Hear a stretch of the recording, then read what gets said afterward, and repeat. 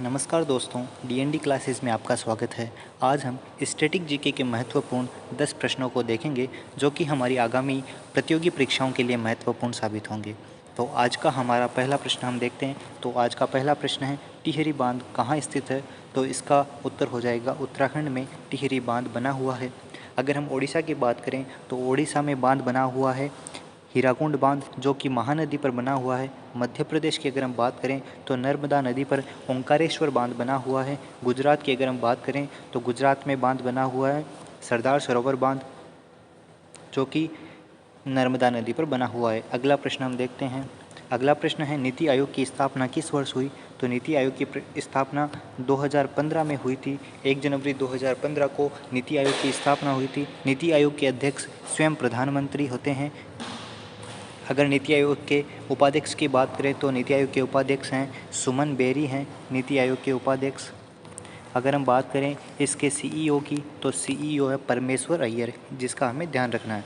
आगे के प्रश्न पर चलते हैं। हमारा आज का तीसरा प्रश्न है, गिर राष्ट्रीय उद्यान कहाँ स्थित है? तो गिर राष्ट्रीय उद्यान बना हुआ है गुजरात के अंदर, जो कि एशियाई शेरों के लिए महत्वपूर्ण स्थान है, जहाँ पर एशिया में पाए जाने वाले शेर होते हैं। अगला प्रश्न हमारा, प्रसिद्ध अलाई दरवाज़ा किसके द्वारा बनाया गया है? तो प्रसिद्ध अलाई दरवाज़ा अलाउद्दीन खिलजी के द्वारा निर्मित किया गया, जो कि खिलजी वंश का दूसरा शासक था।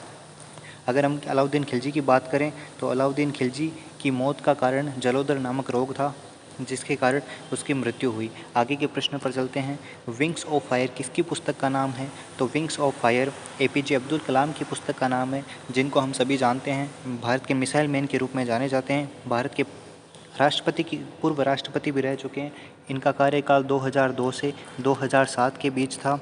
इनकी एक दूसरी पुस्तक है जिसका नाम है इग्नाइटेड माइंड, जिसका भी हमें ध्यान रखना है, इग्नाइटेड माइंड। अगले प्रश्न पर चलते हैं।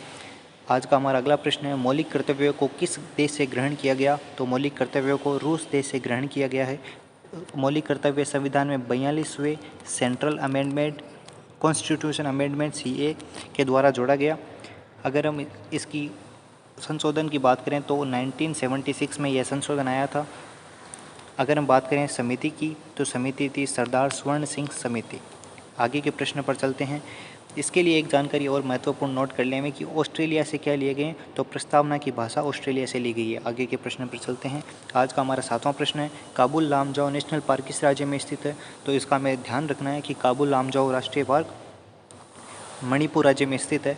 ये एकमात्र विश्व का तैरता हुआ राष्ट्रीय उद्यान है, इस पर जो कि लोकटक झील पर बना हुआ है। इसका हमें खास ध्यान रखना है कि ये लोकटक झील पर बना हुआ है। इसमें संगाई हिरण पाए जाते हैं। हम आगे के प्रश्न पर चलते हैं। अगला प्रश्न है, स्वतंत्र भारत की प्रथम जनगणना किस वर्ष हुई? तो स्वतंत्र भारत की प्रथम जनगणना 1951 में हुई। अगर 1972 की बात करें तो 1972 में प्रथम जनगणना हुई थी, देश की प्रथम जनगणना हुई थी, जो कि मेयो के कार्यकाल में हुई थी।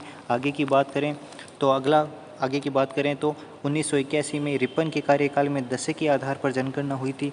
रिपन के कार्यकाल में 10 के आधार पर जनगणना हुई थी। 1905 की बात करें तो लॉर्ड कर्जन के कार्यकाल में बंगाल का विभाजन 1905 में हुआ था।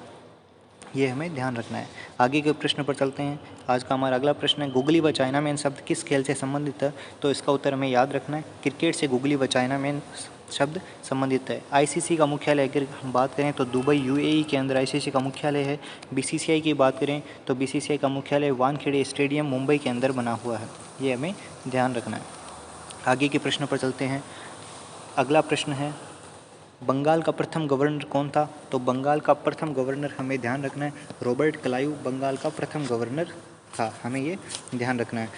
अगर हम बात करें विलियम बेंटिंग की तो विलियम बेंटिंग भारत का प्रथम गवर्नर जनरल था।